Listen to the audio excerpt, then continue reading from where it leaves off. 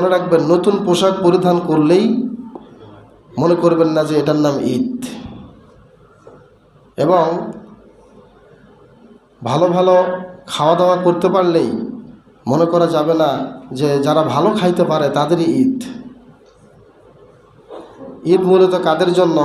এ প্রসঙ্গে মিশকাতুল মাসাবিহের ব্যাখ্যা গ্রন্থ মাজাহের হক নামে একটা গ্রন্থ আছে, ব্যাখ্যা গ্রন্থ, উর্দুতে লিখেছেন যিনি, তিনি কয়েকটি উক্তি পেশ করেছেন। একে একে তিনি প্রায় 10টি উক্তি পেশ করেছেন যে আসলেই ঈদ মূলত কাদের জন্য। তিনি বলেছেন যে তিনি কবিতা আকৃতিতে, কবিতা আকারে, পংক্তি আকারে তিনি উল্লেখ করেছেন। তিনি বলেছেন, লাইসাল ঈদু লিমান লাবিসাল জাদিদ ইন্নামাল ঈদু লিমান আমানাল ওয়াঈদ।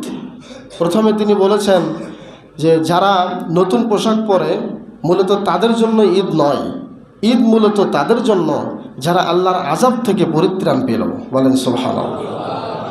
তিনি প্রথমে চমৎকার একটা পংক্তি দিলেন যে নতুন পোশাক পরেছে ঠিক আছে, কিন্তু পরকালে যদি লোকটা আল্লাহর আযাবের মধ্যে নিমজ্জিত হয় তাহলে এই ঈদ তার কোনো ফায়সালা হবে না, তার কোনো উপকৃত হবে না, বা সে এখান থেকে কোনো উপকৃত হতে পারবে না। এটা ছিল তার প্রথম উক্তি। তিনি বলেছেন দ্বিতীয় উক্তিতে যে লাইসাল ঈদু লিমান তাবাখখারা বিল উদ ইন্নামাল ঈদু, বস্তুত ঈদ হচ্ছে তার জন্য, বা প্রথম তিনি বললেন যে নতুন পোশাক পরিধান করলেই ঈদ হয় না তার জন্য, মূলত ঈদ তার জন্য যে আল্লাহর আযাব থেকে পরিত্রাণ পেল। দ্বিতীয়ত তিনি বললেন লাইসাল ঈদু লিমান তাবাখখারা বিল উদ ইন্নামাল ঈদু লিত্তাইবিল্লাযী লা ইয়াউদ। সুবহানাল্লাহ।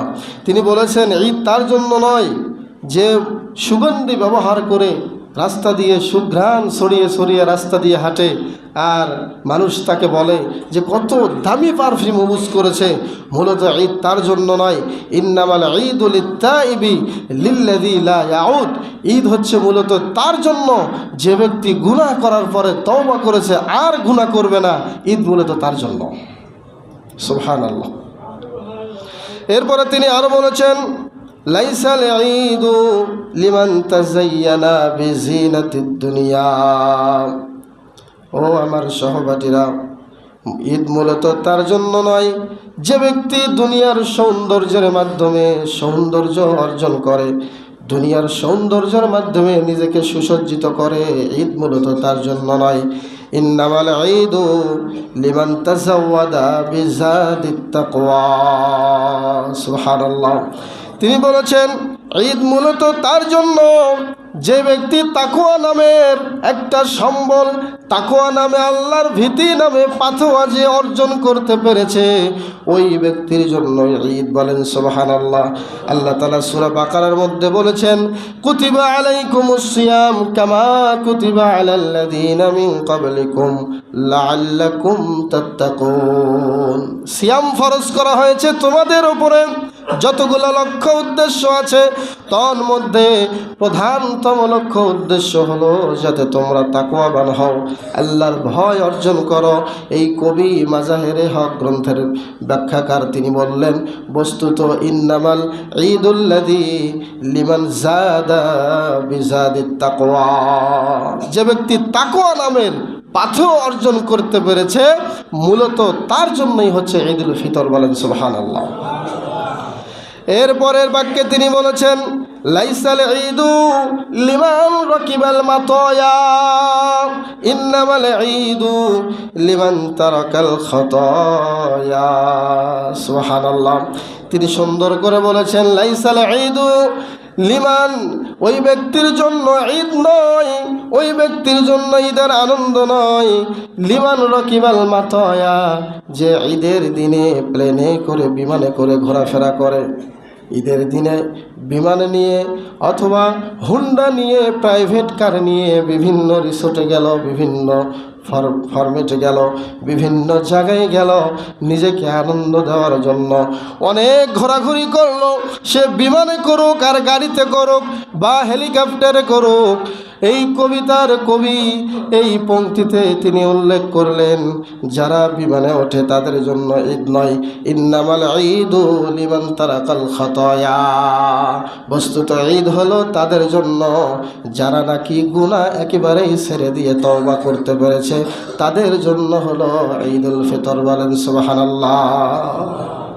অনেক ঘোরাঘুরি করতেছে, টাকা আছে, অর্থ আছে, সম্পদ আছে, ঈদের দিন মানেই নাকি ঘোরাঘুরি করা। আর ঈদের দিনে দেখবেন কিছু কিছু ছেলেবেলে আছে, বাবা একটা হুন্ডা কিনে দিয়েছে, এই হুন্ডাতে এমনভাবে চলে, আর হুন্ডার যে অরিজিনাল আসল যে সাউন্ড ছিল, শব্দ ছিল, এইটা পর্যন্ত চেঞ্জ করে ও রাস্তা দিয়ে এমন শব্দে হুন্ডা চালায়, বোঝাই যাচ্ছে সে একটা বাজে ছেলে এবং একটা ইতর শ্রেণীর সন্তান, তাছাড়া তার মাধ্যমে এই কাজ সম্পাদন হওয়া সম্ভব হতো না। হুন্ডার যে আওয়াজ ছিল এটাকেও সে চেঞ্জ করে ফেলছে, হয় না? এরকম শোনেন না আপনার রাস্তায়? এইগুলোই দেখবেন ওই যে ট্র্যাকের চাপার তলে গিয়ে মরে থাকে, হয়তোবা বাসের ধাক্কা খেয়ে একদিকে গিয়ে একদম পাখির মতো উড়ে গিয়ে এক জায়গায় পড়ে গিয়ে দাঁত বের করে দাঁত 32টা ভেঙে মুখ থাতলা লেগে নিহত হয়ে থাকে। এগুলো তার দুনিয়াবী শাস্তি। এই জন্য কবি বললেন, শোনো, যারা আরোহণ করে বিমানে অথবা গাড়িতে, তাদের জন্য ঈদের দিনে এত ঘোরাঘুরি করাটাই মূলত ঈদ নয়। ঈদ হচ্ছে লিমান তারাকাল খাতায়া, যারা পাপ ছেড়ে দিল তাদের জন্যই হলো ঈদ। সর্বশেষ তিনি বললেন, লাইসাল ঈদু লিমান বাসাতাল বিসাত, ইন্নামাল ঈদু লিমান জাওয়াজাস সিরাত। কত সুন্দর করে তিনি বললেন, ঈদ তাদের জন্য নয় যারা সুন্দর বিছানা বিছায়া ঈদের দিন সুন্দর মতো দিনাতিপাত করে। অনেক পয়সা আছে, টাকা আছে, ঘরের ভেতরে সোফা বিছায়া অনেক সুন্দর করে বিছানা বিছায়া দিনাতিপাত করলো, আরাম করলো, আয়েশ করলো, ঈদ এদের জন্য নয়। ইন্নামাল ঈদু লিমান জাওয়াজাস সিরাত, বস্তুত ঈদ হলো তার জন্য যে ফুল সিরাতের ফুল পার হয়ে জান্নাতে যেতে পারলো। সুবহানাল্লাহ। যে আল্লাহর কাছ থেকে ক্ষমা নিয়ে এই রমাদান মাসে ফুল সিরাত পার হয়ে যেতে পারলো।